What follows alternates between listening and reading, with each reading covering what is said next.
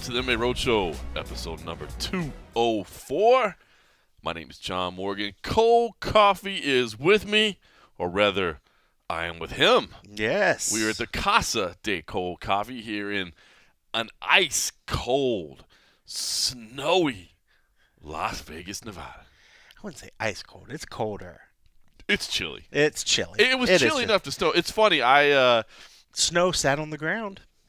Snow set on the ground, and that's, I guess, what I was going to get at. You know, I had this weird schedule today because I was working with the boys in Europe. Yeah, you were. Abby Subban and Simon Head are over there covering UFC Prague, and I was kind of helping them get everything filed on the site. So I had this weird thing where I got up at 2:30 in the morning to start working, and I looked out the office at that time, man, and it was coming down. I mean, it was settling on the ground and on the grass, and especially in the mountains. I don't know if you know, like, maybe if you've never been to Las Vegas, or maybe if you've come to Las Vegas and you just stay in the casinos the whole time, you might forget that there's, you know, we're in a valley. There's pretty big mountains around us, whatever. Yeah. So when it snows, it is kind of pretty, man. You see, like, the white snow-covered mountains. I mean, yeah, sometimes we get just the little caps or whatever. Yeah. But on a day like today, I mean, it's painted white all the way around. So it was really pretty. I will say that my son, I think, was bummed that he didn't get a snow day out of school. I don't know how many. If they ever do that here. I was going to say, I don't know how many times in his life he's going to get the opportunity to maybe get a snow day. Yeah. And it didn't happen. But it was funny because as I was driving to come over here, I was half expecting to white knuckle it on the way over here. Be careful for the icy roads. And I was a little bit concerned, but to be honest with you, I mean, the roads are fine. Yeah. It's cleared up. And now, as I look out of the Casa de Cold Coffee window, the snow has melted off the palm trees over here. Yep. It was for a little bit. It was a good snow. Yeah, I think the grill maybe still has some on it. But I think that was the unique thing that Agent H decided to wake me up this morning to let me know that there was snow outside on the car, snow on the grill. And I don't know why she couldn't just let me know later on after I woke up. Taking a nice picture. I was like, hey, take a mental picture or take a picture, send it to me later. Text it all up, write up something pretty. That's better, rather than wake me up. But, it's neat. I mean, this is one of the first times I think I can remember that it actually sat here for me. And I've seen dustings on the ground here. And where you are out in the middle of the desert, it's a little bit different, but I think here more in Central Vegas, the heat of the Strip, the heat of the freeway right there, I think it's just a little bit warmer right here, so I don't usually see it here, but you're right around, as for like the mountains, it's funny because when it snows around like the mountains, usually we won't even notice it here down in the valley. We'll just see it, like you say, we'll pull up to a stoplight, and I'll look ahead, and I'm like, oh, wait, look in the mountains, that looks really pretty. But today, it actually snow down into the valley, or last night I should say. So to actually see it, it's kind of neat. I know there's probably a lot of longtime Vegas residents that could probably count on one hand the time that they've seen snow cover like this. I don't remember seeing it like this since 2008. I mean, so I know. So if people are, I know there's probably people from all around the world that are like, you jackass. Like this isn't. I'm this sitting isn't in feet of snow right now, you asshole. Yeah, and I get it. Yeah, I mean, like where I'm from originally, like we had snow plows and there were stockpiles of salt and various salt sand mixtures that they would plan for days like this. When you're out in a place like this, they don't have the massive amount of plow trucks or things. I'm sure they have a plow somewhere that they could put it onto a truck here. I saw a social media exchange where a local media source was talking to the city of Las Vegas. The city of Las Vegas does not even own a snow truck, but the Nevada State Department of Transportation does. Yeah. But yeah, they probably have like one. Yeah, because I imagine they would probably, if there was a need, like in Ohio and in Columbus, they have actual snow trucks or plow trucks that the blades are fixed on there. I mean, granted they're replaceable, so should something happen, but they're made for it. Here, a lot of times what you usually see is they've altered a truck to be able to add one on should they need to, but they probably use it once, in the life of the truck or something. So it's neat to actually see that they actually had to do it. But yeah, I was thinking the same thing. I was like, man, I bet the roads, because people lose their fucking mind out here. Even driving to the airport the other day when it was raining, people were driving crazy and driving way too fast because it kind of, we've talked about it before, in the moisture, the little rain that we get, the oil and stuff, everything just gets drawn out. But at least with what we had today, I don't think it got to the point, like even right now when I was looking at earlier, it was like 40-ish or something like that. Like you're not reaching the freezing point where most of that shouldn't freeze. No. Now, when you get further out, maybe with wind, it can kind of boost it up and maybe actually make it maybe freeze a little bit in some spots, but for the temperature itself, we shouldn't be experiencing that here. And then on most of the highways, usually the car exhaust and all that stuff, and the tires will kind of kill all that stuff. But the dirt road that it takes to get to my house, the dirt road and the tumbleweeds, I'm sure there's just frozen tumbleweeds, right off to the sides of the road. And man. It's cool, man. Like I said, it's pretty to see. It's not so bad that it bothers anything. Maybe it'll freeze up tonight, but it's all gone now. It was there for a couple hours. We got to enjoy it for just a little bit. It is neat. And the mountains are pretty around it. It is pretty cool to see the white covered mountains. So that's that. I feel bad for my son. I think he was really hoping to miss a day do of slides. school. I was gonna say, but I bet has he ever went sledding? No. I know there's some place I saw the other day. It was so funny. The news lady, there was a little bit of snow somewhere on a hill, and of course Vegas News like, oh, we got to go cover this. That's right. There are people actually sliding, and it was just such the smallest little bit of cover. But this reporter, she gets the idea of, hey, I'm going to sled down this hill with this kid, and her cameraman shooting it, and boom, they get pushed and they go down the hill, and lo and behold, the one path that they chose ran straight into a tree. And this poor thing, luckily it wasn't a large hill, so they didn't get like massive speed going. But I was like, oh, that's how Vegas does sledding. We're so bad that when we go to sled, we sled right into a hill or something. But it was pretty funny to see. So yeah, it's those of you out there in real places that get real snow, it's funny how people react to it out here. And me growing up around snow, I loved it at a time, but I'm glad that I don't have to deal with it.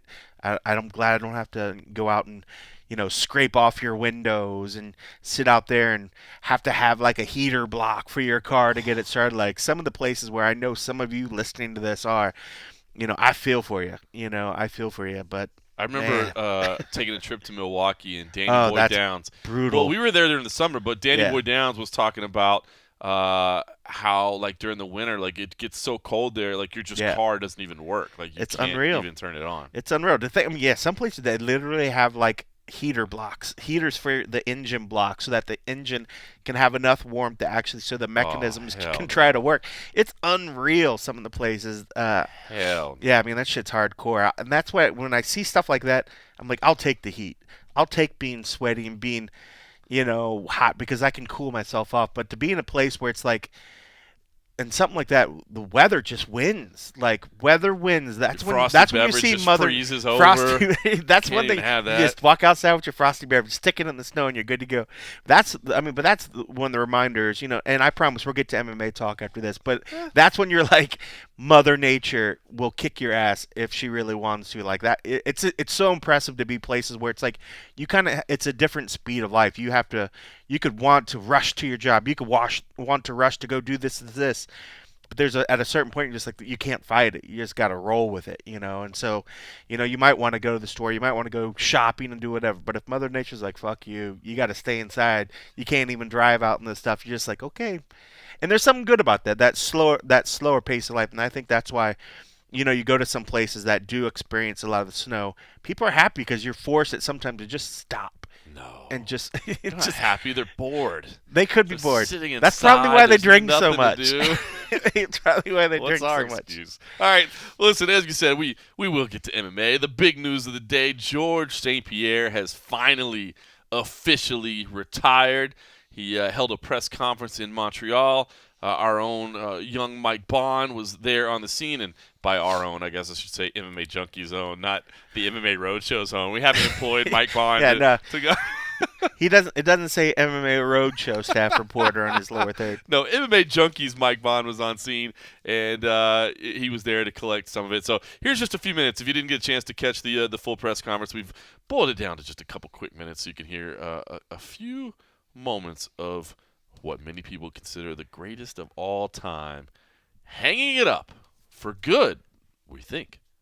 Yeah, today everybody knows it's not a surprise. I announced my retirement. There's no tears. I'm very happy to do it.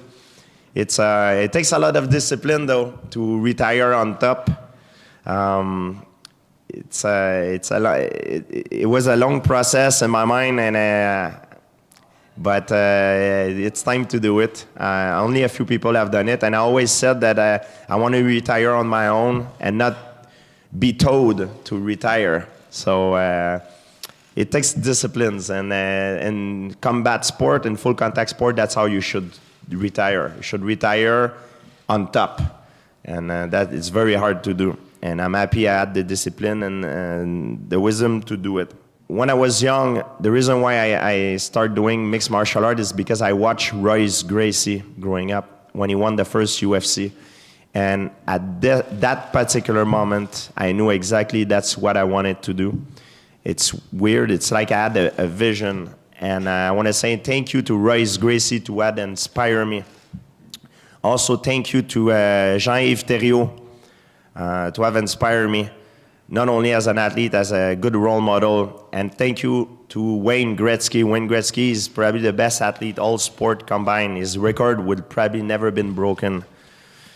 And not only that he's an incredible athlete for me, he's an incredible role model. And through my career, I always try to mold myself like Wayne Gretzky. I always wanted to be like Wayne Gretzky. And I'm a huge fan of Wayne Gretzky. And I remember I used to watch him when he won the Stanley Cup. I was very young. My dad used to wake me up every time the Oilers won, and the Oilers was my team. Sorry for Montreal Canadian. I know I'm in the Bell Center, but they used to be my team, and Wayne Gretzky was my idol growing up. So thanks for the inspiration. Everything started with a dream, and I was able to have a dream because of these guys. And thanks to the Bell Center, to organizing all this, the reporter, everybody that had support me. And yeah, that's it. All right, so former UFC welterweight champion, former UFC middleweight champion, future UFC Hall of Famer Georges St-Pierre, saying that his fighting days are over. Not necessarily surprising, of course. I think we all kind of knew this was coming or not too far away. Thought there may be a one-off here or there left, but we knew that Georges St-Pierre didn't have years left of competing. But still, a very, very big day in the sport. And, I mean, listen, you have to consider him among the greatest of all time. I think when you had that discussion, the people you're talking about, of course, you're going to throw in your Anderson Silva, you're going to throw in your Fedor Emelianenko, you're going to throw in your John Jones, you're probably going to throw in your Demetrius Johnson, unless you're a casual, then you wouldn't bring up there. But I mean, those are a handful of names, but I do wonder, I mean, I think it does add something to George's legacy when you add in the fact that there are no controversies surrounding him. There are no drug tests or outside of the cage issues. I mean, an incredible representative of the sport outside of his competing as well. And man, it is a shame to feel that it's over. I feel that it probably is over. I mean, a lot of people are saying, well, he could always come back, and he could. It's not that he's physically unable to compete. He could come back. But I think he said it best himself today. The fire is not really there. The hunger is not there. It's not there, John. I mean, we just played audio. We don't need to have more audio. But, I mean, great producing there, Cole Cobby. I found that random bit. A little more clip. Yes. John, oui. I speak French, you stupid English speakers. Amazing, man. Always on the spot, getting the stuff behind the scenes that people aren't picking up. But I don't know. I feel like this is legit. I don't think this is going to be one of those. I mean, you remember, I mean, the first quote-unquote retirement, he never said retirement. He stayed away from that. This is his first real official, set in stone retirement. I don't know, man. I get the feeling. Okay, so I was gonna say I get the feeling he's gonna stick with it, but it does. But even in and I'm trying to think. It wasn't in that particular small section, but somebody did later on press him about the fact of what it would take, and I can't remember. He was sort of talking about whether if there was a big offer to do a movie and then come back and do something. I just think that if enough money is dangled out, I think any fighter is willing to come back, especially like he said, he's not going to be one of these guys that retires and goes and gets fat. Right. He's like, I'll be in the gym tomorrow. So he's going to be in fit, and he thinks he appreciates how fit he is and how his body looks or feels now more than he did when he was, say, 25 or something. So I think with enough money in a short enough time frame, I think we could probably see it. If the time starts getting where it's 3 years, 4 years, 5 years, then I think, okay, no amount of money is going to bring him back. Right. But I think in the interim, whether it be this year or next year, for sure, I think a dollar value alone could bring him back. If you start getting in the 3-year range, then I think there's a point where he's like, no, the hunger is just not there, as he said. Well, it's funny too because all right. So if you're going to play the devil's advocate game too, the other thing is, I mean, if they came to him on like 2 weeks' notice and said, "Hey, it's 195 pounds and it's in 2 weeks," I would think he'd almost be more up for that than to say, I got to go put myself through a 12-week training camp, because that's the part that sucks, right? I mean, for sure, everybody at that level loves to compete. I completely agree. So that's kind of funny to think about. That maybe a last-second opportunity would be a better opportunity because he doesn't have to put himself through all that. Now, it wouldn't be at 170 pounds. I'm sure he's not going to walk around with that. But that's what you're thinking. You're thinking like maybe like a Woodley fight or something? I don't know. Something. I mean, something. A middleweight fight or a catchweight fight of some kind on last. Middleweight would just be shat because it's like you just literally gave that one up. I know. All right. Well, okay. So let's get into this because he said it. And listen, he was trying to get a fight done with Khabib Nurmagomedov, and I mean, I see fan reaction going like, absolutely. In fact, there was somebody that sent us an email to the MMAjunkie account that was like, you guys should start a petition, man, because this is a fight that the fans want to see. And the UFC has to understand that this is a fight the fans want. This is a fight the fans need. And if we can prove to them it's a fight we want, then maybe they'll make it. But I got to say, I kind of understand the UFC's perspective on not wanting to do a fight with Khabib Nurmagomedov. And you just touched on it. I mean, it's that fact that, man, you would be giving Georges St-Pierre a chance to come in, and because the understanding was that it was going to be at 155 pounds for the lightweight title. That was the idea, to give George an opportunity to be a 3-weight world champion. And, of course, to take on, another one of the greatest of all time, if not, one of the greatest at least pound for pound right now in Khabib Nurmagomedov. But I kind of understand the UFC's perspective on that. Like, George already came in once and proved, and he said it today. He said, listen, I have no intention or desire to think about multiple fights in front of me. I'm only thinking about right now, one challenge for me, what makes sense for me right now. And to be honest with you, I kind of get the UFC's perspective of saying, why would we give Georges St-Pierre a chance to walk in, win another one of our titles, throw it away, and screw up the division again and take some shine off our champion? Which is exactly what the last one was. Right. Even though he didn't want to say it, and he didn't say it in those words, I think he probably still could have got that. The middleweight fight that he did, it's the exact same scenario, except that one he played with he used the right words for the UFC to say okay, but for him to just kind of probably see this and the UFC is like, all right, we're not going to buy that line twice, we're not going to do that sort of thing. So I can definitely see it, but I like it that he's just being honest and open about it. Like, hey, if you want to make a huge fight, a huge ton of money, let's just do it. But I mean, what I don't get is the fact that that's what the UFC has kind of pivoted to lately. All ratings and everything else seems to have went out the window. It's like, of course, it should be like Khabib and Tony fighting, but everybody's like, oh, hey, no, put Khabib and GSP, Khabib and whoever. They're looking at these other ones. So it's like you kind of get the feel that the UFC has really went this way now where, rankings be damned. It's what makes sense for where they're at in their fiscal year or something. So, I don't know. It just, I don't see why. I mean, I can see where some freak sort of fight now could happen as opposed to legit defenses for a division. It's kind of weird. It's sad that it's got there because this is what we've been kind of harping on forever. It's the shit that used to drive me crazy what they did for Conor. I mean, I love the fights that came out of it, but it was just like, division be damned. Yes, you have this belt and you have this belt. You're never going to defend it. You're going to do something else. And now we're getting the thing where now it's just these random title fights.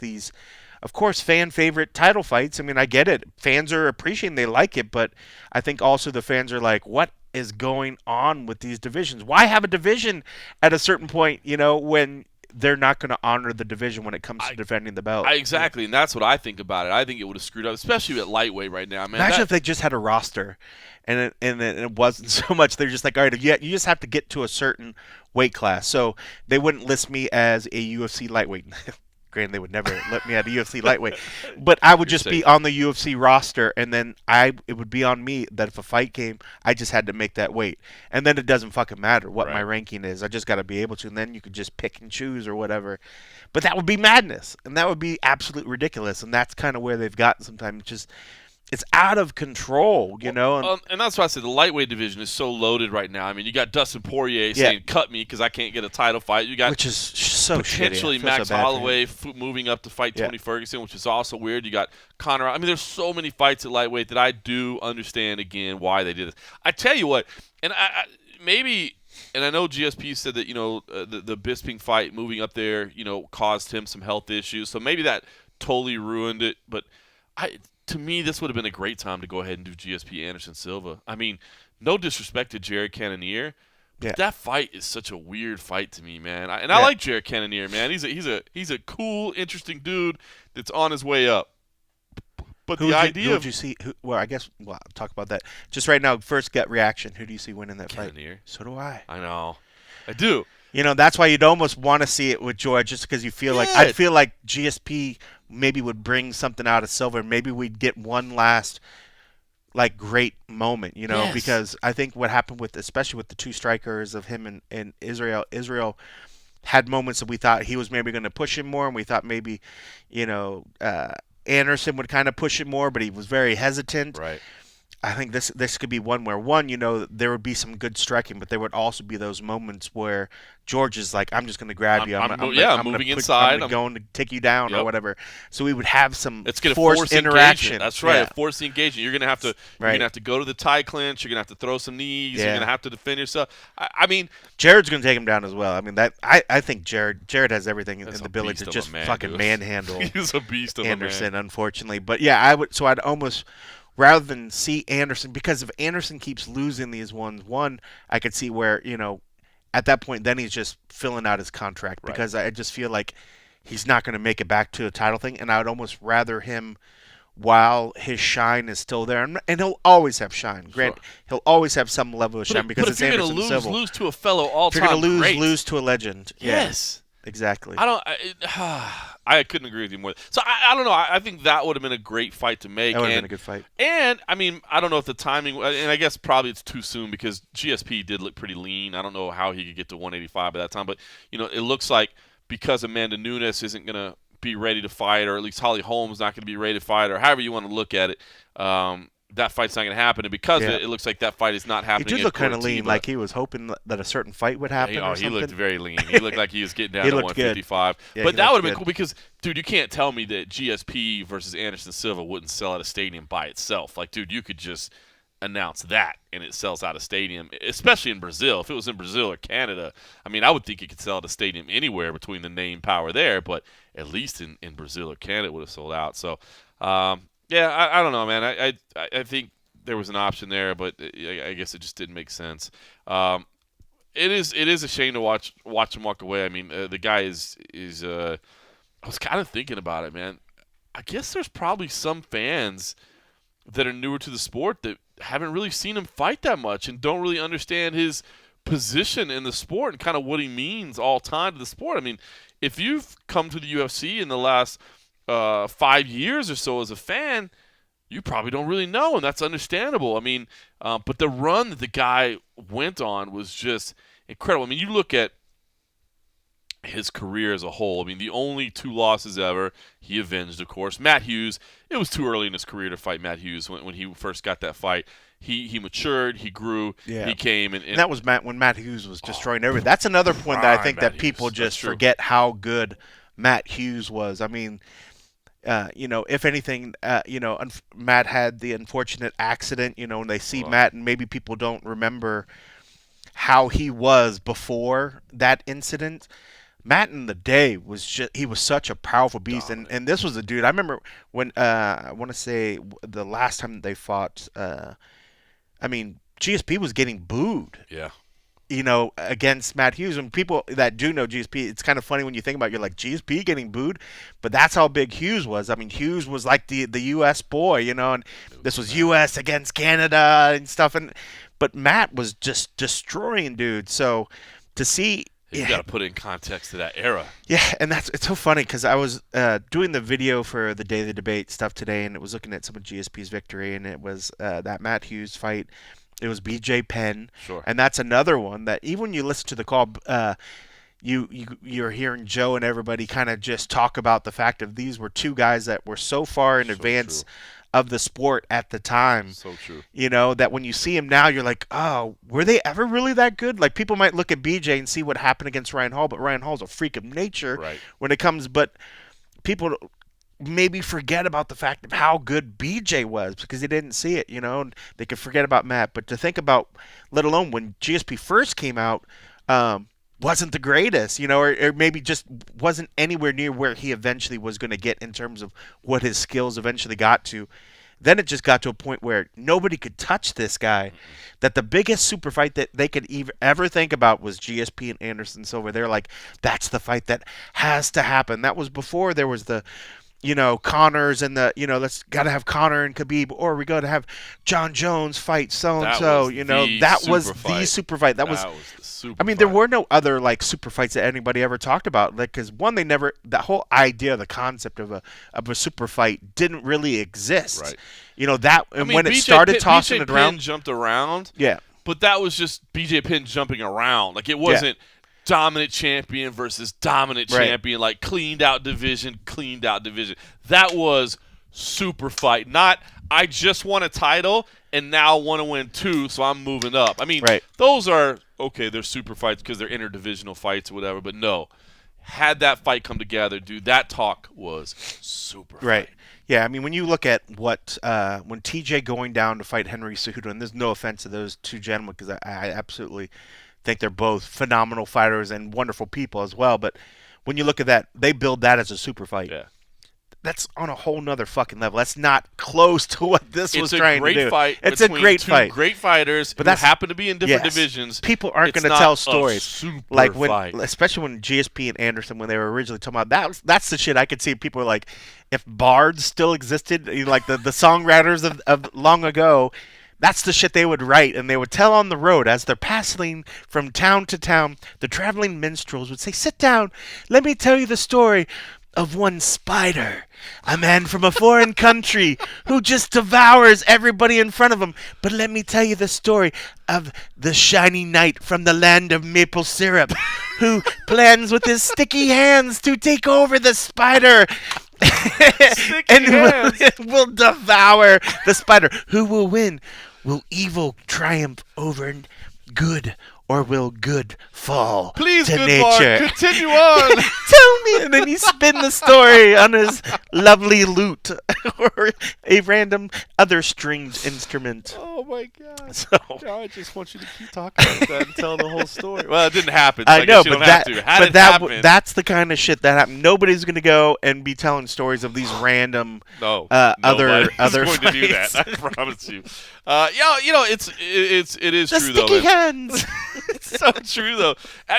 Just going back through the record, I was kind of trying to think of my favorite memories and that sort of thing. You start looking at his record, man. GSP, there's no fight in there where you just go who? I don't remember that. Bisping, Hendrix, Diaz, Condit, Shields, Koscheck, Hardy, Owls, Penn, Fitch, Sarah, Hughes, Koscheck, Hughes, Penn, Shirk, Trigg, Mayhem, Miller. You got to go all the way back to Dave Strasser in 2005. Who? And if you're a hardcore fan, you know who Dave Strasser is, but where I can at least excuse a casual for going, I don't know who Dave Strasser is. I would get that. But that also was not in the UFC. Jay Heron, Carl Parisian, those were his other two UFC opponents. Even outside the UFC, Pete Spratt. Come on, man. The guy fought everybody. That's pretty impressive. And now it's funny because you go through that list and you're like, wow, that is such an impressive list. I can already see people chiming in their heads listening well, he really didn't win that fight.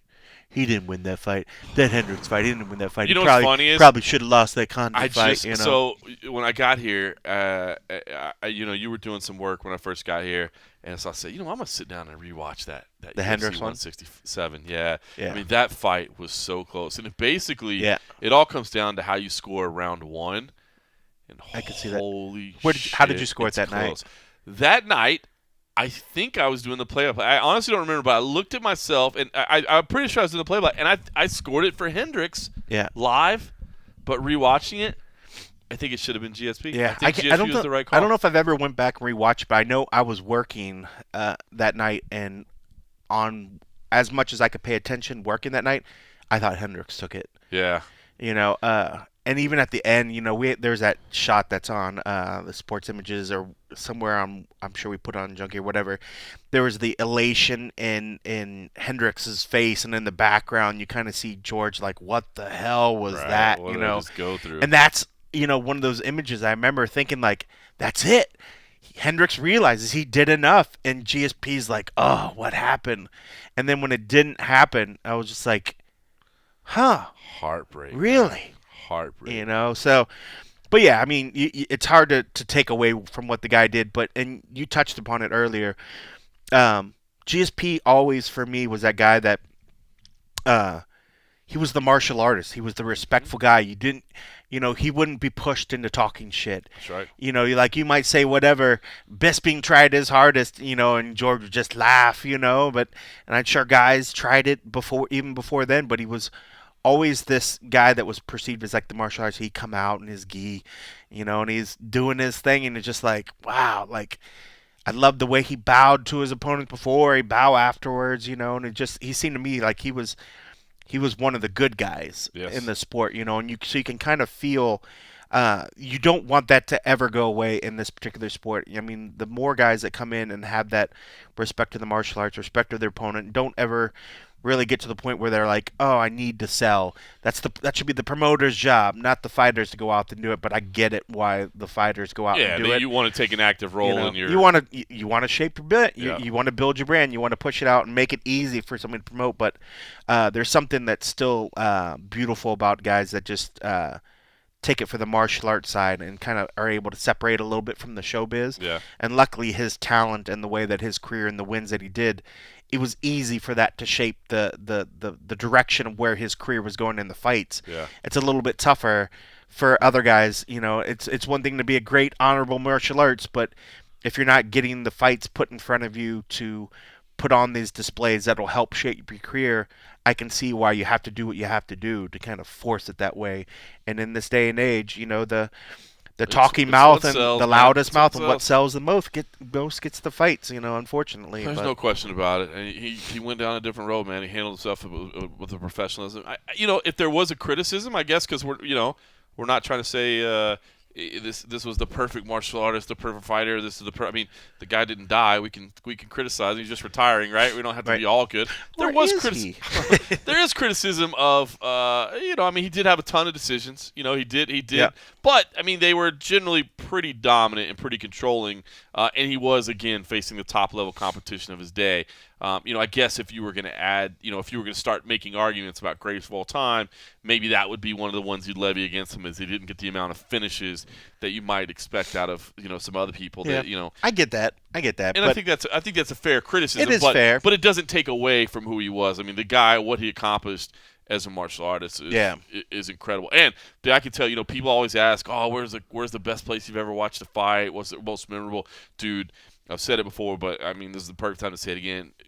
GSP fighting at the Bell Center, unbelievable. In Montreal, the arena is huge. It's 20,000 people.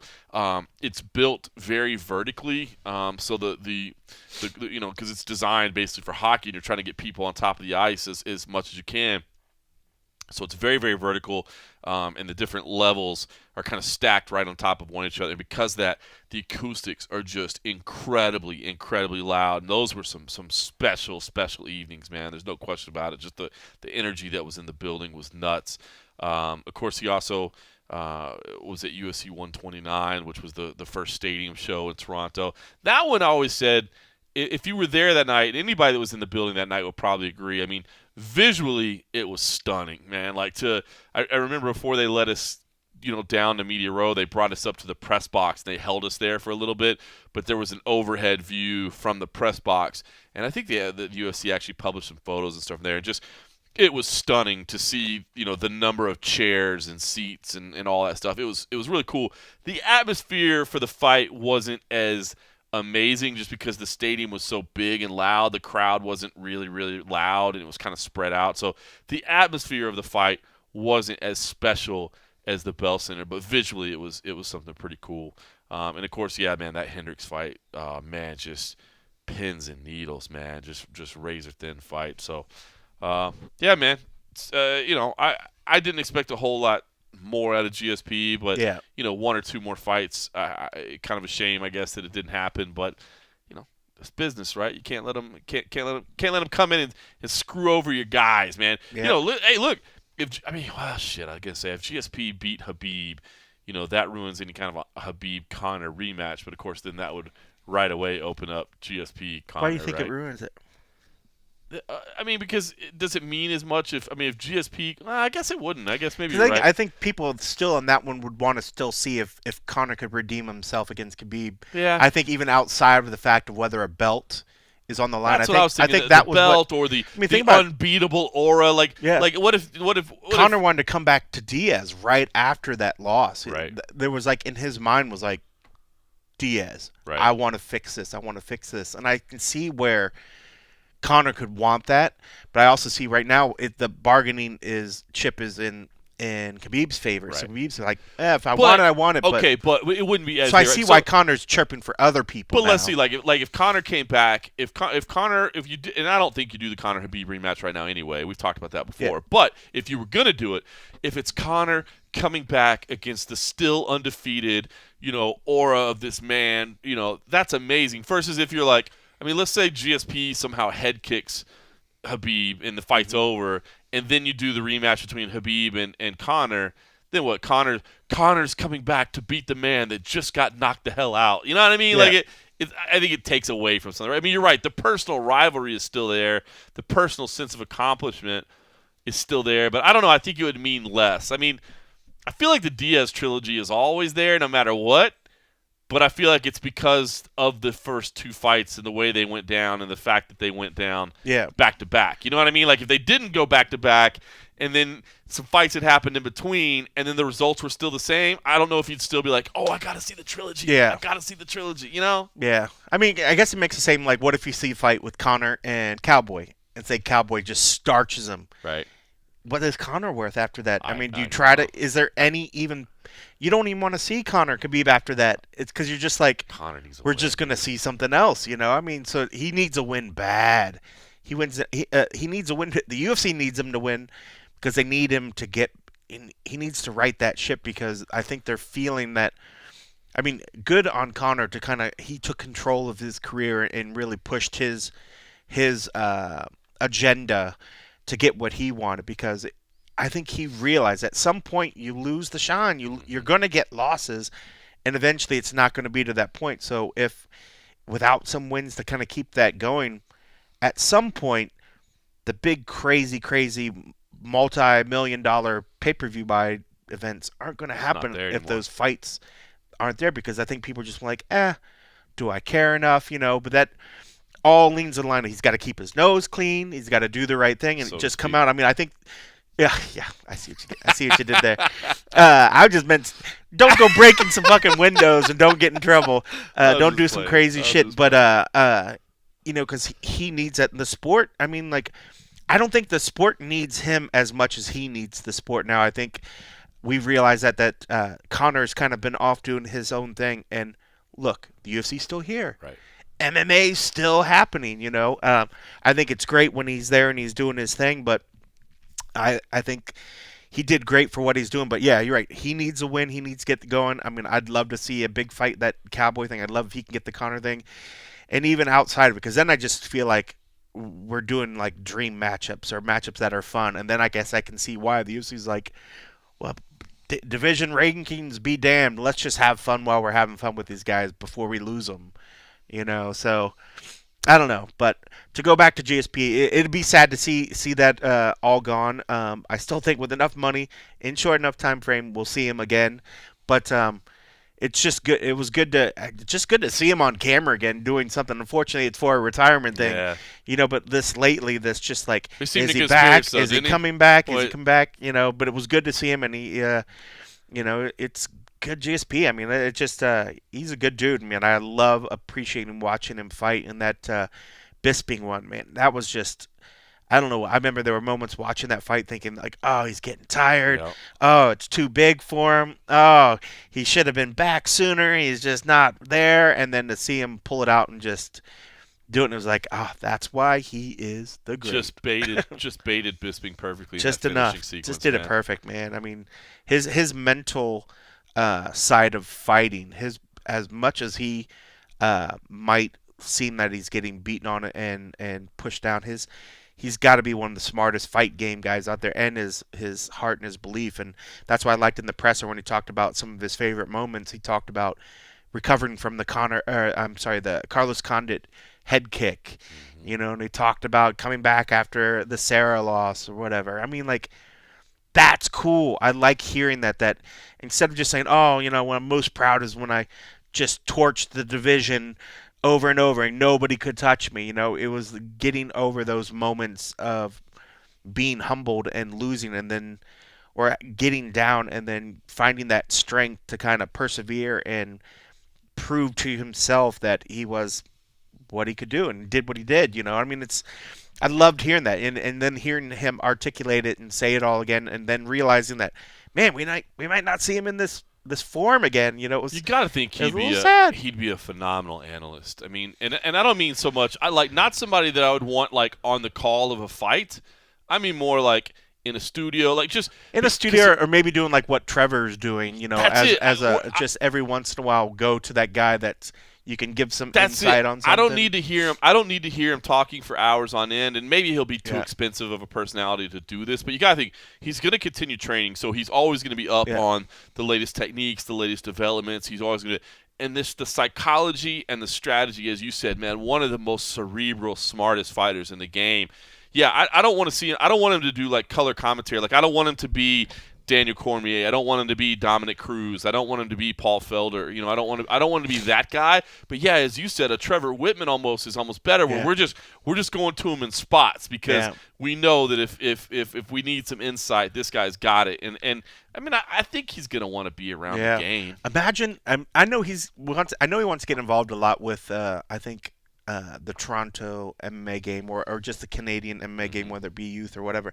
Imagine if the PI, if they want to bring on some staff and actually bring on an actual technique coach or something that can be leaned on. Imagine if you knew in advance so-and-so's coming and you can reserve, and if he's on a retainer with the UFC, he's like, I'd love to come work with Coach at the PI if he's available, and just have him be like, okay, who's on today's roster today? Oh GSPs, Coach Pierre's in there. I wonder if not that he's like a anti-UFC guy, but because he's kind of pro-union, because he's I wonder if they'd be like paycheck. I wonder if they'd be like, but they are kind of separate a little bit too. So maybe, but I can see that. But if he's going in there and he's as an independent contractor, he would be negotiating his own contract, so it wouldn't. But I wonder if they're like, we don't really need his influence on these people. I could see. All right, well, listen, we'll see what happens, George St-Pierre. I think he'll be around the game. Speaking of Paul Felder as a name, man, Paul Felder, this lasting issues from UFC Phoenix this past week, UFC on ESPN 1. We did not get to do an and a half show, unfortunately. It was very late Sunday night when we finished working. But it was also out of respect because Felder couldn't do the presser. We were like, we probably shouldn't do that. No, basically it was work. And then by that time I did figure, you know what, normally it's a Sunday and maybe we could sneak something in, but there's going to be so many Monday shows coming out. But you know what? It did give me an inspiration that because I love talking post-fight talk, man. What's going on? So here's my commitment moving forward. I'm going to find a way to do a post-fight of some kind, a little and a half episode, even if it's just kind of a mini episode, even if it's me solo. If you're still stuck editing video or whatever the case may be, because obviously that gets pretty time consuming, man. Just the amount of work that you have to do and the amount of time it takes. But I want to do something. So hopefully people will be okay with that, even if it's just me talking solo. I feel bad talking solo because, as we all know, Cold Coffee is really the MMA expert. I'm just kind of here to set up the bar. If you look at my past record, not my current record. I mean, you're the 2018 MMA Junkie has been picks champion. I'm the has-been champion. So if people are okay with me talking solo, I'm gonna do something like that. And I don't know. Maybe I'd like to get the Patreon thing going again. Maybe we do something over there where it's like subscribe for like $1 a month or something. I don't know. We're gonna figure it out. It's not the full podcast. I don't want to. I don't want people to tune in and not hear you and be like, I hate this. I tuned in because I like John Morgan and Cold Coffee. And if it's just me by myself, maybe they get bored and hate it. But if we're doing like little mini shows for the Patreon and it's our family, I know they won't hate me. So. We'll figure it out. But I'm going to start that with UFC Prague. I'm making that commitment right now. UFC Prague, we'll have a post-fight show, a little and a half. And it may just be me. It might just be me. Hopefully people are okay with that. And yeah, I mean, if you're at your house, dig that. It would just be you. Well, yeah. I'm not going to drive all the way over here. But you can. We'll figure it out. Here. If not, yeah, you could always call it. Because, when would that happen? Because it just depends. Probably just immediately after the fights. Well, I'm just trying. Yeah, I guess I'm just trying to think if I would be editing any other stuff. That's why it makes it so hard. Yeah. Because you're the producer. I got to have my producer in, so we'll see what's going on. I did want to say, though, man, Paul Felder, best wishes to him. But 1 week later, or 5 days later, have you figured out what happened with Ngannou versus Velasquez yet? Is there an agreed upon sequence of events of how this fight ended? Because he got man, clocked. we were debating it in the press room, and I feel like people are still debating it. He got clocked. I mean, I think they still debate it. I mean, yes, I think his leg gave out, but you could see that his head snapped back a little bit, and we've seen when people get the little stanky leg after they get a little shot. So I think what happened was that he got hit. I think his leg went a little stanky leg, and then it gave out. I agree. In that moment of where the leg was trying to step to the side, and gather where it was, and then the knee was just like, I mean, it's hard to discount the fact that when he did sort of go down, his knee went down, and that look on his face, I could tell that his knee definitely tweaked him. Definitely. But to think that he was going for, say, a takedown, and then the leg gave out, it didn't look like that to me. It looked like he took a shot. And we've seen what a shot of Ngannou's on people's chin, what it does to their body. To me, I think that the leg certainly went out, but I think it was after in response to taking the shot on the chin. I think it just tweaked. When he went out, and then it must have hit a tender moment. But I mean, he definitely sort of, I don't even know what you call it, sort of butterflied out when his knees and his legs kind of went out. But without seeing that head hit or snap back, then I would think, oh, that's weird. But you could his see legs. that But since you do see that, I think that there was a hit. And it's the that's fact what I felt at the time. That Kane's like, oh, no, he didn't touch me. It's like, well, obviously now you obviously. You were kind of out of it because you didn't feel that. I was thinking about that hit. since, man, because people were kind of debating. Well, Kane said this, Kane said that, but that's like, and it was funny because I even felt bad kind of asking him the question, but it was so like none of us were sure that I was hoping he could provide some insight. But even in retrospect, like me kind of thinking back to it, I don't normally ask a question like that because it's like, hey, bro, do you remember getting knocked out? Yeah. Well, nah, that's because I was knocked out. Now he wasn't out cold, right? But even when you're wobbled like that, you don't remember it, and we're talking about immediately after. It was immediately after. I mean, so I don't feel like it was inappropriate to ask because I think we were just hoping for clarification, and I do appreciate everything he shared about the status of his knee. He made it clear that was a problem, but it was kind of I don't want to say a bad question, but it's a difficult question to answer because nobody remembers when they were rocked because you can't. Your body, your brain blocks it out basically. Yeah, and it would have been a lot different if post-fight he did something and was like, he never touched me. It was just my knee giving out, but he wasn't like that because I would have loved to have seen, to go back to like a Rogan moment. Well, let's watch the video. Show me. We've got it right here, Kane. You see your head snap back, but you're saying that the punch didn't hit you there. Just what he said in the I ring. would love to see you do that. Yeah, what he said initially in the ring, and then what came out afterwards, after was able to sit and maybe think about it. I think the biggest thing that he remembered from the fight was the pain he felt that when he went down and his knees did sort of fly out. And it's hard. You can't discount the fact that, yes, you could see his legs sort of go out and he sat down in a very awkward, bad position that I'm sure tweaked his knee. But I think he just forgot that initial part because there had to be some contact. It wasn't like the head hit his chest, Francis's chest, and came back. I mean, there was a clear separation, then you see the head snap back. So if he's saying that didn't happen, clearly there was a misconnect somewhere. So it's hard to not think that didn't play some effect into it. It was a nice short little sort of uppercut in there, if you will, or so I don't know. I like Kane a lot, but I still think that it was due to Francis, and then that coupled with the fact that he's still recovering even though he said he felt great, he's 100%, whatever. I mean, the guy's his knees have been going bad for a while, and I think coming down the way that he did, I wouldn't recommend for anybody but a gymnast or something that has the flexibility that's used to doing that move. I think that probably would have hurt anybody going down in that fashion. Yeah. But what caused him to go down in that fashion wasn't just the fact that his leg gave out.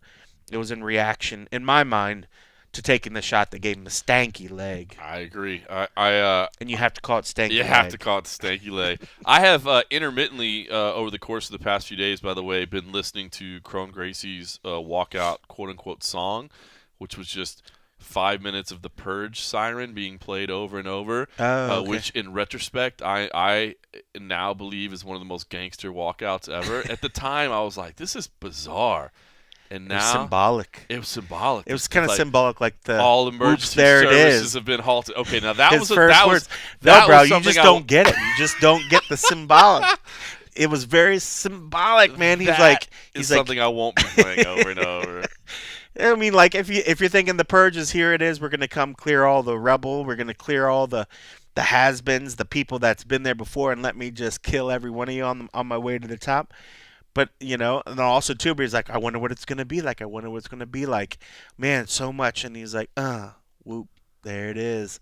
That's your answer, folks. That's what it was. He went from the high of the Purge siren to the low of whoop, there it is. If you could justify why the Purge siren was good, then I can easily say at least what the other one was doing. Vicente Luque, Brian Barberini, grown-ass men, dude. That fight was pretty freaking phenomenal. That was awesome. Aljamain Sterling, I thought, looked phenomenal. Andre Fili out Chad Miles Jury. That was great, man. I like Andre Fili. He's a good dude. Aljamain Sterling looked phenomenal. Andrea Lee looked great, man. I thought she looked impressive. Nick Lentz, I was bummed that we didn't get to hear from him because that was a hard-fought fight over Scott Holtzman. Luke Sanders had the gutsy comeback, and Emily Whitmire was happy for her. She trains out of Extreme Couture, so anytime you see somebody like that that's in the very beginning of their career, and it's somebody that you see every day, blood, sweat, and tears, grinding to see him succeed is pretty. And especially cool. Especially with her case, hearing like. She's serving tables if she's not training for a camp or whatever. She likes the money, but of course, she'd want to get out of it. So it's kind of it's. These are still people that a lot of them on certain portions of the card as they're working their way up are still having to do the 9-to-5 grind, still having to do the other things. They're part-time fighters, full-time teachers, or whatever. So.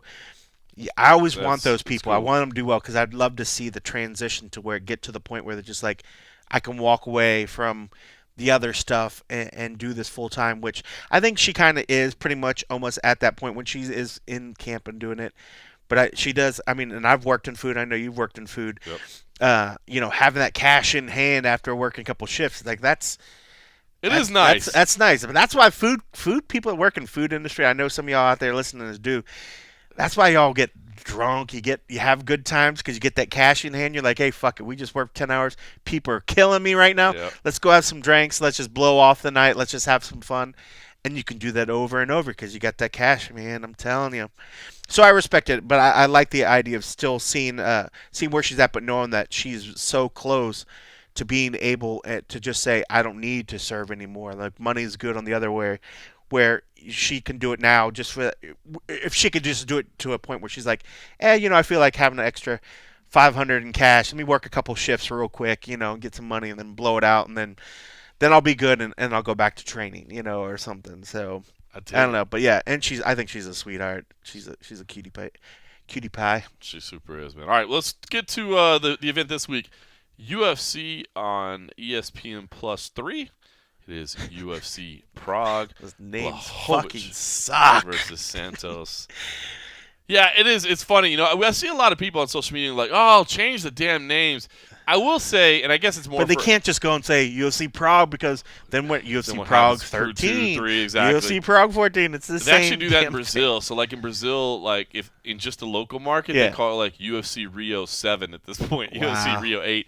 But it is kind of funny because at least for the U.S. audience, the name of the event is actually a good tune-in reminder. Like, it's helpful. You know what I True. mean? Like, I can see that. So, and I can tell you that internally, because I've seen internal documents, the UFC still does refer to it the same way we do, which is why we do it that way. Yeah. UFC on ESPN Plus 3, Right. Remember when they'd be like now, if it was just like UFC Fight Nights, it'd be like UFC Fight Night 4003 or something. Exactly. Which internally would suck. It would be bad. So, all right, UFC Prague. But we are not covering that, unfortunately. But Abby Subban and Simon Head are out there in the Czech Republic, and right before I came over here to get with cold coffee, I did get our man Simon Head on the phone and get a little take from on the ground here in Prague. So let's listen to that. This is my conversation with him. We'll kind of do a little event preview with Simon Head, talk about what he's seen so far, what's going on over there, and what to expect out of this weekend's card in Prague. All right, joining us live from the Czech Republic, a man that joined the show recently, but I didn't have a chance to talk to. By the way, thank you for that Bellator coverage, my man. But it is Simon Head out there in Prague, soaking it in. And look, I know you're not exactly on a tourist trip out there, but give me a sense. What's the city of Prague like? Because I've been told by anybody that's ever been there that it's just an absolutely gorgeous city. It is. It's a beautiful place. I'd be lying if I said we've seen much of it, but. We got in late on Wednesday night and we were straight at it first thing this morning with media day. So it's been pretty much sort of balls to the wall since we've been here. But it is a beautiful city. We're hoping to get out a bit later tonight and check out some of the sights and sounds. No doubt. That's how we do. Of course, we're going to get out and check out the sights and sounds. Don't say you hope it's going to happen. You know it's going to happen. Frosty beverages going to be ingested, I assume. Absolutely, we've discovered that there is actually a Hooters within 10 minutes walk from here. So we may purely for comparative purposes have to go there. Also, they're renowned. People who listen to this show know that Hooters is renowned for their outstanding Wi-Fi. So we're gonna go and check that out as a backup location if we need some extra uploading facilities later on in the week. We know that that's our go-to place. Yeah, surely just for the technological advances. All right, let's talk about the scene there. I mean, you guys got through with media day today. I know you've been busting your ass on that, but something that kind of came up in our conversations earlier, and I wanted to get a little further insight. Of course, this is the UFC's debut, first time in Prague, but it sounds like they had a pretty decent local media turnout. So give me an idea what the scene was like. Are the locals turning out? I mean, is there some real interest for the UFC here? There really is. I mean, when we got here, I was expecting to be, maybe 4 or 5 different outlets here at most. And, sometimes when you go to some of the smaller shows in smaller markets, sometimes it's just you, John. I've seen how it is on Press Row and Fight Night. And I wondered if it might be a little bit like that. And we spoke to some of the UFC PR staff, and they said that they were expecting about 80 to 100 media staff from media outlets. And we were like, really? Is it really going to be that many? Media day was packed, but it ran really smoothly. It was really good. The host broadcasters, Nova TV here, were, they had a strong presence here. They were doing plenty of stuff, and they seem to be really up for this. I mean, I was talking to the UFC's Dave Shaw earlier today, and it's a bit different this show compared to when the UFC normally pitches up in a new market because. For example, when they came to the UK for the first time, but also whenever they go back there, they're able to throw a load of UK fighters onto the card, and you see it everywhere they go. They like to get local fighters on the card. Well, looking at the main card, we've got one representative of the Czech Republic on this card in Lucy Pudilova. So they haven't got that huge group of fighters that they can put on the card. So they've had to build a card that's going to suit the Czech Republic. And what we've got is a card full of interesting matchups that maybe aren't what you would call A-list matchups that you'd see on pay-per-views, some of them. But I think we're going to have an entertaining night of fights on Saturday. Yeah, it's an interesting point you bring up, and I kind of curious about it because in the build up to this card, I saw a lot of fans and European media kind of speculating what kind of Czech fighters the UFC might be wanting to bring in for this fight, and I guess maybe the fact that ticket sales just went so swimmingly for it, they thought, well, we don't need to add anybody, we got what we need.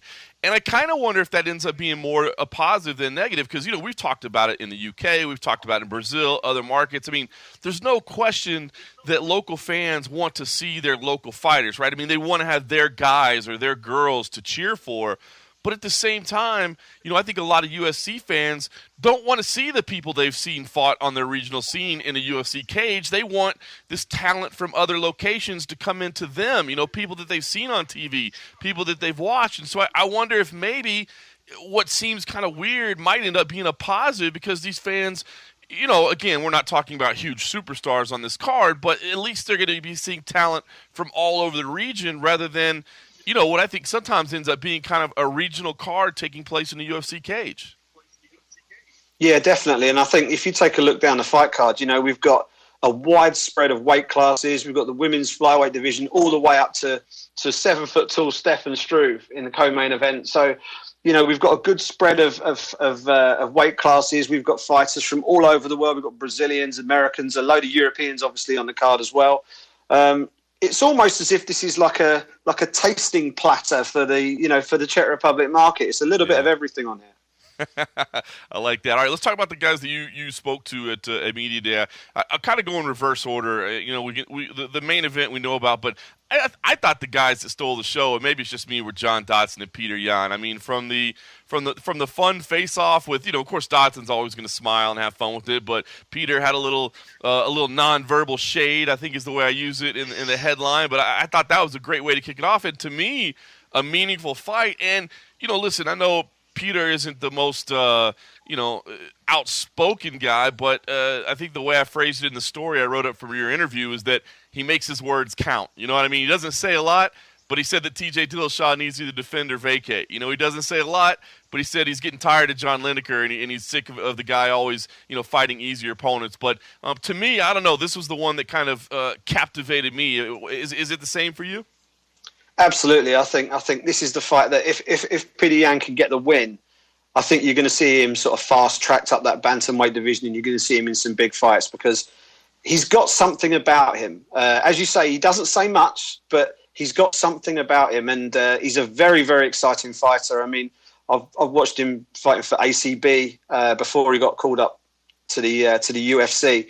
And he's had some absolute wars in ACB. Anybody on YouTube can look up his fight with, I think it was Magomedov in ACB. An absolute barn burner of a fight. And he's got a really interesting test because he's up against Dodson, who he's like grease lightning, isn't he? He's very, very hard to catch in the octagon and to catch him clean. So that's going to be a real test for him. And as you say, it's a real clash of personalities. And it's always nice on Media Day when you get the stare downs, you sort of look down the list of the matchups. And we said beforehand, we're not going to get too much here in terms of aggravation or trash talk or anything like that. But, Dodson and Yan gave us a little bit of personality, and, we're very grateful for that. And it gave us a nice little headline for the site. I think it's going to be a very interesting fight to watch as well. Yeah, I'm really, really intrigued by it. Great clash of styles. I mean, Dodson, when he's on, man, he's capable of fighting anybody. And Yan, as you said, man, I think this is the potential to be his kind of breakout moment. And that division is getting so fun, man. To add his name to the top of it, I think would just be even more exciting. So that's honestly, I got to be, probably the one fight I'm most intrigued for outside the main event. I did want to ask you about Liz Carmouche versus, by the way, the woman that I used to call, and actually I still probably will, Lucy Pudilova is the way I've always said her name. But it was funny, last week in Phoenix, they were running the pre-fight videos for this card, and I'm sure you'll probably get to see it at the weigh-ins tomorrow. But the local promo, they threw the local flavor into her name, and I now know that in Czech, I guess it's Lucia Pudlova. So I've been corrected there. But I wanted to ask, what kind of I guess draw? I mean, knowing that they had a big turnout, was Pudlova or Pudlova, if you will, was she getting the local star treatment? I mean, she's not a huge long-term vet, but she is somebody that's been in a couple scraps. Was she getting the hometown rub, or was she just another person there at the media day? I definitely think she was getting a fair bit of attention. I think normally what happens on a media day is people will flock towards the two main eventers and the big local star. And I think when me and Abby Saban, who's been absolutely killing it with the video edits at this end, when we looked along the line of fighters, Lucy actually had quite a few people around her early on in media day. So definitely there's some local attention there. And being the one Czech Republic fighter on the card, there is quite a lot of expectation on her, I think. And I don't know whether it's because she's just a little bit nervous in front of the media, or whether she's just a little bit anxious. But I think that came across a little bit in the interview. She did seem a little bit twitchy, a little bit anxious. Compare that with Liz Carmouche, who, no one's been in the UFC in women's MMA longer than Liz Carmouche. She's the very first woman to ever set foot inside the UFC octagon as a fighter, and 6 years. It's going to be a 6-year anniversary of that particular occasion on fight night this Saturday. So should be looking to mark that with a win. That's amazing. That's a great footnote. I always kind of love that trivia piece. Carmouche, yes, she lost that night, but she damn near beat Ronda Rousey, and she was actually the blue corner, so she got to walk in there first. All right, let's talk about John Vellante, who. I mean, you're always going to have fun with John Vellante, but then you add in Chris Weidman, and Chris Weidman decided to be a New York interpreter for your British English, and then at one point decided to just take over your job and be a reporter. Let us know what happened there before the camera's rolling, and maybe just kind of what you're thinking about this fight against, let's be honest, kind of an unknown in Oleksiejczuk, but a guy that's returning from a drug suspension, and Weidman and Vellante had no problem talking about that. Absolutely. I mean, Jan Vellante was actually the last guy we got to on media day, and it was kind of funny. I was just standing there. We were waiting to talk to Jan, and it just occurred to me that definitely more than 50% of the people we interviewed today had translators with them. And I just turned to Abby and said, John Vellante doesn't have a translator. Do you think he's feeling a bit left out? So I just grabbed Chris Weidman and said, how do you feel about being his translator? And he was like, yeah, let's do it. This will be fun. So camera starts rolling, asked a couple of questions, and I think Chris eased into the role and decided he could do better than me, and then did. And has now put me out of a job. So I'm off down the job centre tomorrow. Chris will be doing all the post-fight interviews and filing copy. And this is probably my last ever appearance on the roadshow. Chris Weidman will be on next time. But no, it was great fun, and him and John obviously go way back, and they're always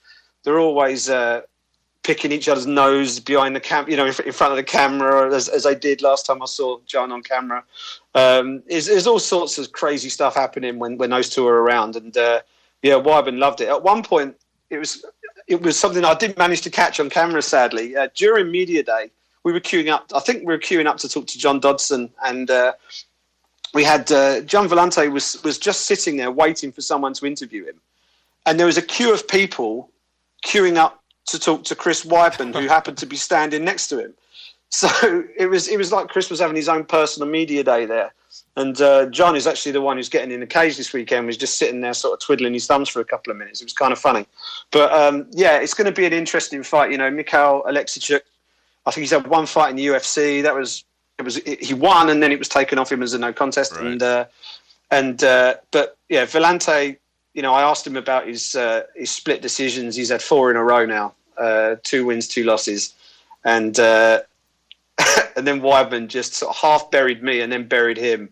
and sort of said, "What the hell's going on? What the hell's going on with you? What's going on with all these split decisions?" But he just wants to knock him out and go and drink beer, and I think we can all appreciate that sentiment. Absolutely, man. That John Vellante is a roadshow favorite, and he means it. That's all he wants to do is just knock out and go drink beer. But it was funny, man. It was a great interaction. I definitely recommend anybody get a chance to watch it. Do so on MMAjunkie or the YouTube, because if ever there was a guy that didn't mind somebody stealing the spotlight, it's John Vellante, and when he's talking about Chris Weidman especially. So those guys are pretty good. The co-main event, Marcos Rogério de Lima, Stefan Struve. Man, I mean, interesting clash of characters, right? I mean, Marcos Rogério de Lima had the problems making weight, finally moved up to heavyweight. Doesn't look like he didn't belong there, to be honest with you. Just a big, thick dude. I mean, big hands, big shoulders, big thighs. I mean, the guy is massive. And then Stefan Struve, it's just, I don't care how many times you're around him, until you stand next to that 7-foot frame, man, you just forget how incredibly big he is. Stefan, the guy that's, in the beginning of his career said he was going to fight 50 times in the UFC, and he was so young. I thought he might be able to do it, but he's had these health issues. He's had, I think maybe some confidence issues over the years. He toyed around with the idea of retiring at one point. I'm really intrigued by this matchup. I know it might not mean a whole lot in the standings themselves, but just a clash of styles and what it means for each in their career. I am pretty intrigued by it. What did you kind of take out of, first of all, just the stare down today and seeing those two massive dudes next to each other, and then, just talking to them both? It's crazy. I mean, Marcos Rogério de Lima, if you just looked at the video of the face-off, you would think that he was just an average-sized man. He's not. He's 6'2", and he's a big 6'2". He's absolutely solid. And standing up against Stefan Struve, it's cartoonish whenever. And I mean this in the nicest possible way. Yep. You can't stand next to Stefan Struve and not look ridiculous, even if you're a 6'2" monster from Brazil like Marcos Rogério de Lima. He looked dwarfed by Struve. So you've got the visual, the visual impact is there already. That's going to be an interesting thing on fight night. But I think there's there are some high stakes in this fight that are maybe not immediately on the surface. I mean, you've got Marcos Rogério de Lima, who has tried to forge a career as a light heavyweight and has come up against problems against the scale as much as anything else. Yep. And has now moved up to heavyweight, and he seems very relaxed about the fact he's now at heavyweight. He doesn't have to worry about cutting weight anymore. He feels like I think he feels much more comfortable in his own skin right now.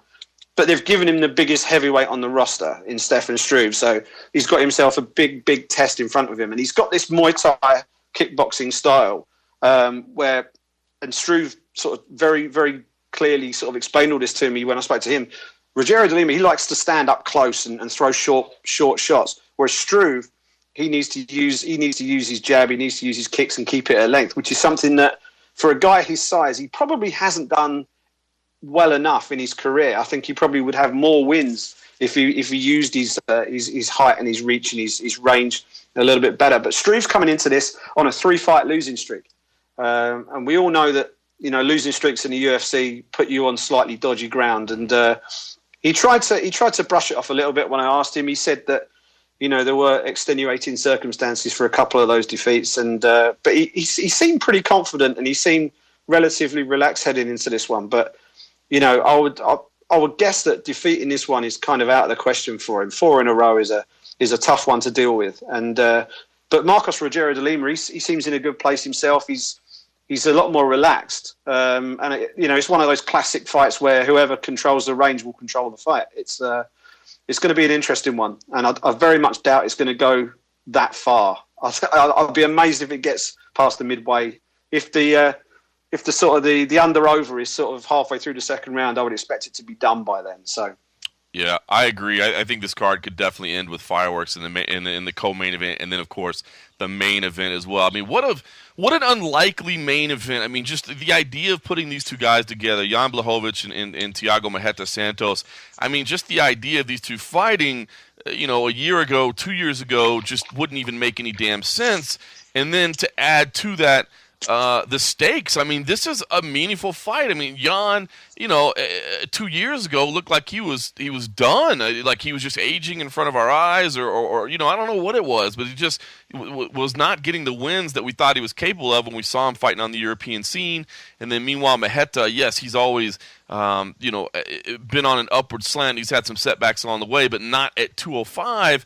And now you see the guy at 205, and I don't know, it's kind of one of those like Anthony Johnson approaches where when they move up a division, you're like, how the hell did they ever make the other division? Because Maheta is not a small man. So, this fight, I'm loving this fight. It's meaningful. Give me an idea, kind of what you took out of talking to these guys today, and do you have a lean one way or the other? Because again, like I said, it's crazy. Maheta, you would think the guy moving up would be the one that had the bigger challenge, but I don't know that that's true. I think it's a coin flip fight. I really do. I mean, you've got Thiago it's a fascinating story. He's been in the UFC for 5.5 years, and it's only now he's moved up to 205, and he's only had 2 fights at 205. Yep. He's never been closer to a world title shot than he is right now, and he's only had 2 fights in the weight class. It's insane. And for a guy who used to fight at 170, we're almost in Anthony Johnson territory again. How as you say, but he's such a destructive striker. But then on the other side of the coin, you've got Jan Blachowicz, who pound for pound might be one of the toughest men in the UFC. His ability to take punishment and just keep coming forward. At that weight class as well, they're not tickling each other at 205. We've got some big, heavy guys throwing some heavy leather at each other. And, Jan's been in there with Jimmy Manuwa, who's one of the most destructive strikers in that weight class. And Manuwa couldn't finish him on either occasion. That should tell you everything you need to know. He's gone the distance with him twice. He's in the best form of his career. He's won 4 in a row. He says it's all down to the fact he's reunited with his old coach. Which I think he's referenced in previous interviews with us a little bit earlier on in his win streak. And you've got Thiago, he's sort of found his sweet spot at 205. And it really is a case of sort of, you pay your money, take your choice. Do you go with the seasoned guy who, he's done the hard yards at 205. He's been in there with some of the best in the world at 205. And, the last time he got finished, John, was back in 2011. Soccerdew stopped him. I think it was a retirement on the stall at the end of the second round in KSW, and he avenged that loss 2 fights later. So, we're talking, I think it's about 15 fights since then, and he hasn't been stopped, and he's been in with some good opposition. So to expect Thiago Santos to come in there and just dust him quickly it might be a bit of a stretch. Then you've got yourself a very scary contender. And, the other point with both of these fighters, if you take Anthony Smith out of the equation because he's fighting John Jones next weekend, right. These are the top 2 highest-ranked guys at 205 who haven't yet fought for the belt. And, in the spirit of keeping the division moving and introducing new people to the top of the division, the winner of this is going to have a pretty strong claim for, if not a title fight, then certainly a title eliminator next time round. So, it's a really pivotal fight for the division. It's a pivotal fight for both guys, and I'm really looking forward to it. Yeah, I am too, man. I think it's going to be interesting. Like I said, I think those top 2 fights could end in fireworks. Listen, I don't want to keep you too much longer, but I did want to kind of just get your take on prelims. Anything that's standing out? It's funny. I mean, I'm not going to lie. Look, these cards they load up on us. I mean, it's one week after the other, and you kind of forget what's on them. But I was sitting down this morning and really kind of, preparing myself for the interviews that you guys were going to be sending over and really digging into the card. I tell you what, it's not names that people are going to love, but the first part of those prelims, the way they kick off, the records that these guys have, 15-1 Yoel Alvarez versus 17-2 Damir Ismagulov, 14-2 Diego Ferreira versus 23-3 Rustam Khabilov, 17-2 Ismail Nardia versus 26-2 Michel Prazeres.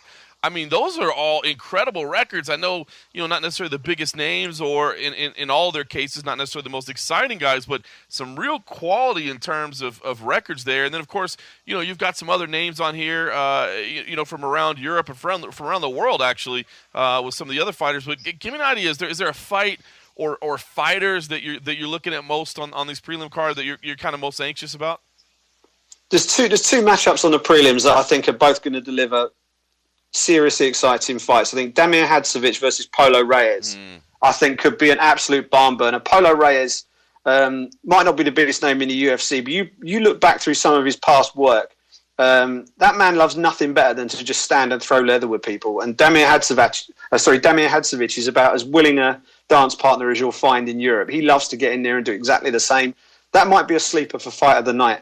Yeah. And at featherweight, Daniel Tamer versus Chris Fishgold could be a lot of fun as well. Daniel Tamer, I think he's still looking for his first win in the UFC, but he's a heavy-handed striker. Chris Fishgold is similarly so, but he also has excellent submissions. Look out for his guillotine choke. That's his go-to move. He's finished a lot of people with that.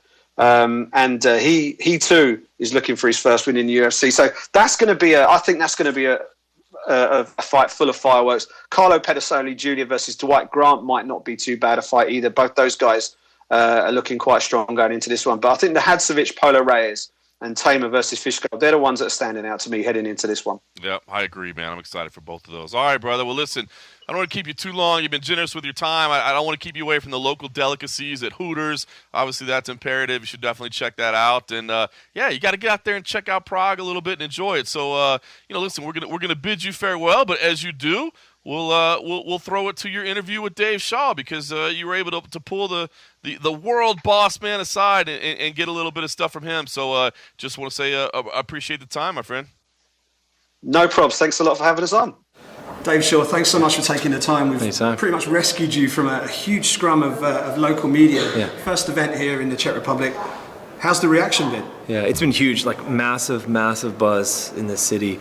The event sold out in a matter of days. We hardly had a card at that point. Open workout last night was really well attended. It reminded us of Brazil open workout, where it's in a mall. There's people clamoring, over the rails to get a sight line to some of the fighters. It's been great. There's real buzz in this city, and it's one of those things where it kind of makes you wonder why it took so long to get here. I mean, it's not for lack of effort. We've been trying for a long time. Sometimes it's just a matter of when the arena lines up with an availability date, and also you got to have the right card. So we're here. We're making an impact. People are loving it, and we're excited. Normally, when you go to a new market, you've got a huge clutch of fighters from that country that you can put on the card. It's a little bit different here. You've got Lucy Pudilova on the main card, but that's pretty much it. You've not got a huge sort of archive of fighters you can bring in. How has that been some sort of challenge in terms of putting together a card that's going to fit the market? Yeah, I mean, not necessarily a challenge. This is a real opportunity for us. I mean, every country, develops at a different rate. We just talked about there's over 90 Brazilians or something under contract with us now. We've got 20 to 25 Russian/CIS fighters. We're in it for the long haul, right? If we're here, we're putting on a live event. We are connecting with fans all across the country. This is a starting point for us to help nurture and develop mixed martial arts. We know that's a very vibrant MMA community here. So you can, rest assured that next time we come to Prague or another city in Czech Republic, that there'll be a number of new fighters on board. You're making a bit of a flying start in Europe this year with events in back-to-back months.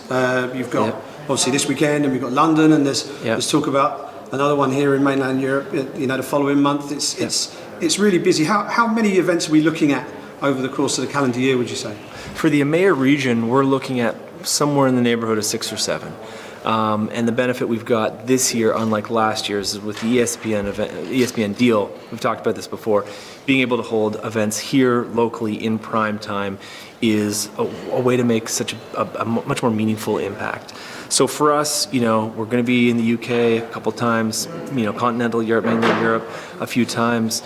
We will also be in Russia. We've been very vocal about committing to Russia a couple fights a year. We're looking at the Middle East. We're looking at a few different countries we haven't been to before. So it's going to be an exciting year. And you're right. I mean, so far 2 for 2 on sellouts here in Europe. And I think that's a testament to how far along the brand has been built, and what a great MMA community there is here.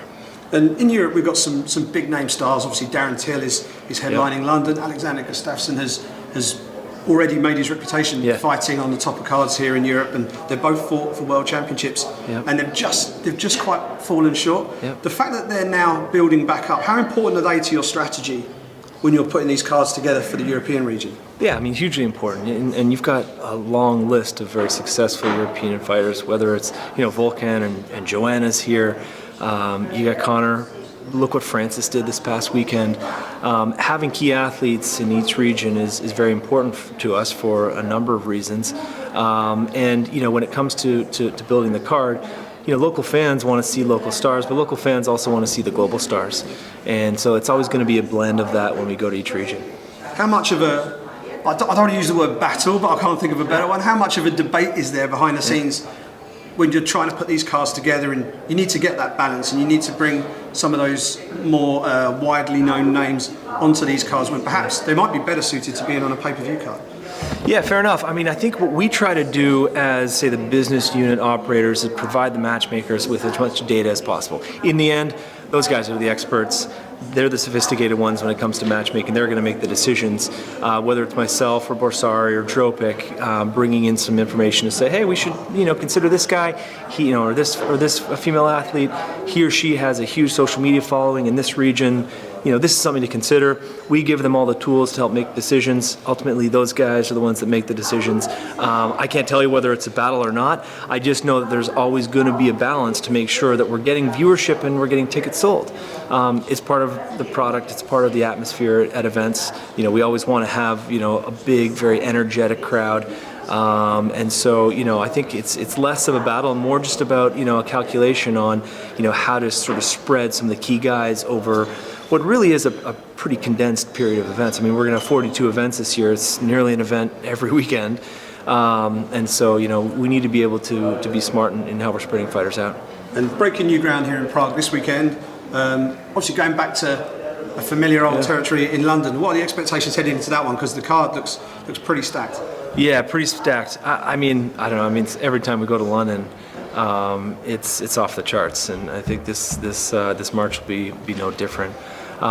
Expectations are huge. I mean, we just redid the deal with BT. We've got sort of reinvigorated approach to content creation, which includes athlete profiling, like making sure that we're focusing on key guys. Even this weekend with Chris Fishgold on the card, BT has invested a lot to make sure that we're building his profile. Nathaniel Wood's going to compete in London, and we've got a long list of European guys that our broadcast partners here, led by the team in London, are going to continue to center around because, it's the key guys are always going to get a lot of spotlight, but it's our job to make sure we're building fighters from, fight 1 to fight 20.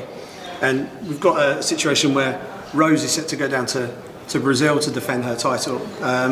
Europe, obviously a massive market for MMA. Yep. It's been done before where we've had a pay-per-view on US time zone, obviously in Manchester with Michael Bisping. Yep. Even the Stockholm event wasn't a pay-per-view, but it was late, yeah. So is the door still open to that sort of event, assuming the matchup is the right one? Yeah, absolutely.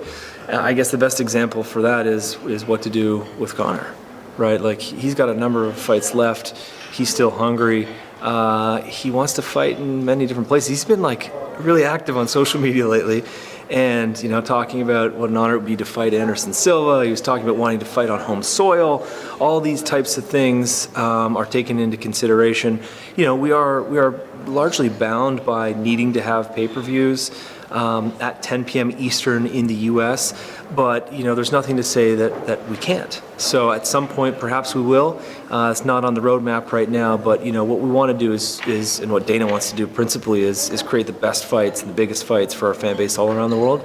And so if we have to do something a little bit atypical, then we will.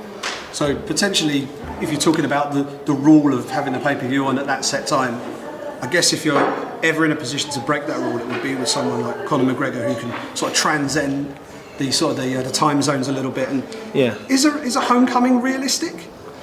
I don't know if I can answer that, and not because I'm withholding any information. I just don't know. I mean, there's a lot of kind of unpredictability, I guess, when it comes to the roadmap for his next few fights. We obviously want him to fight in the U.S. He wants to fight in a number of different places around the world. I don't know if it's Brazil or Ireland or what, but I think we'll see in due time. Not a lot of information to share right now. Appreciate the time. Thanks Absolutely. very much. Thanks, and, Simon. best of luck for the event this week. Thank you. Brilliant. Thanks.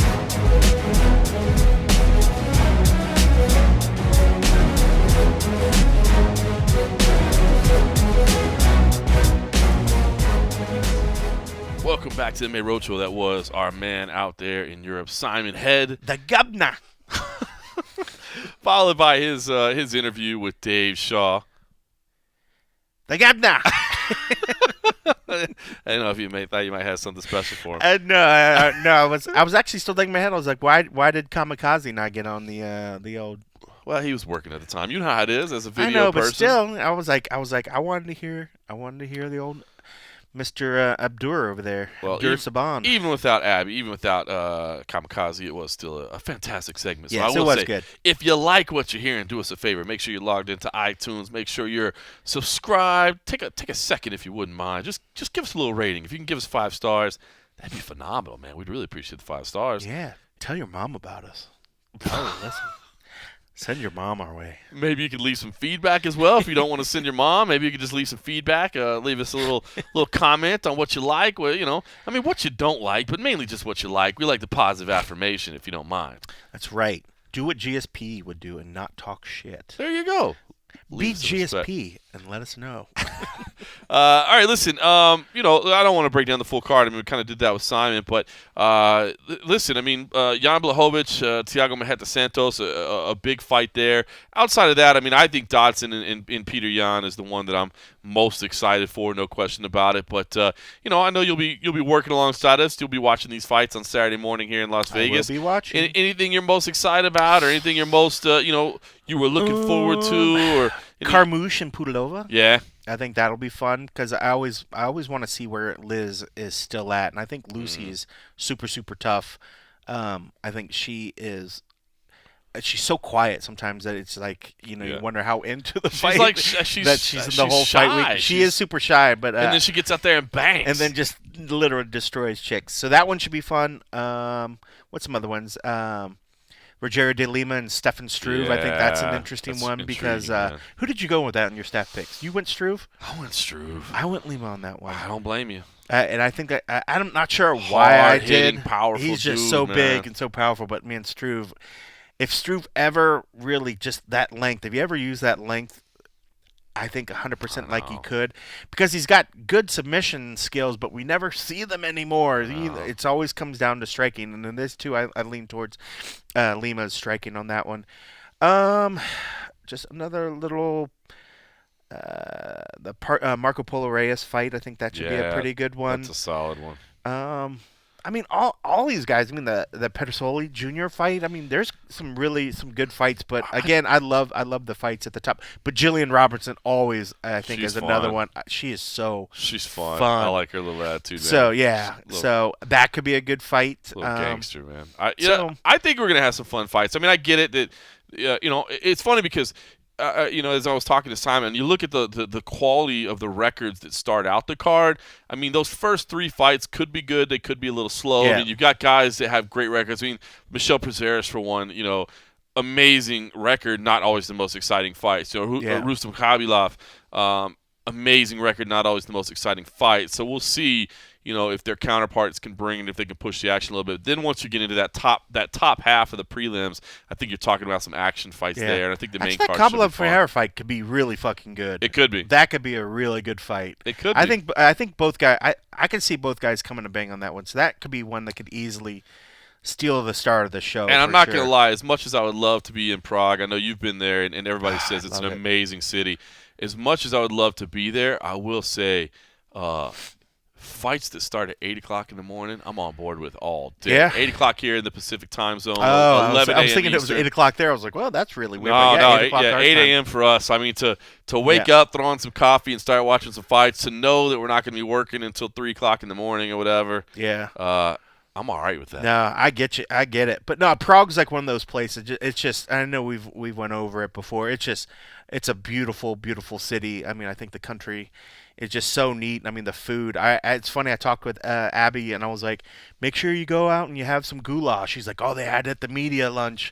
And goulash is like one of those things. I remember as a kid, I thought it sounded so horrific. Right. And I was like, oh, I'll never want to eat something like that. But goulash is really, really good, especially you get it with that nice little gravy. And it's got a little dumplings in it and stuff. But there's great, and I had there's this nettle beer that I told him to try some of the nettle beer, which it's an interesting sort of taste, but just to actually be able to try some of the beers they have over there. Their beer is absolutely incredible. The cost of food and drink over there is really, really good. But there's a lot of just amazing history over there. The buildings were probably some of the most beautiful buildings I've ever seen. They kind of reminded me of when I was in Austria and some of the other places. There's just a lot of pointed steeples. I don't know what the architecture term is. In my dumb world, I would say, oh, they look kind of like castles and stuff on the top, and with these different just old buildings. But they also there, really look back at the point when they were ruled by the Communist Party, and then their fight to get out from under it and then just grow, and the community itself is just amazing. But also they're a very free country. They like the beer, they like their food, they like their sex, they like the freedom of speech.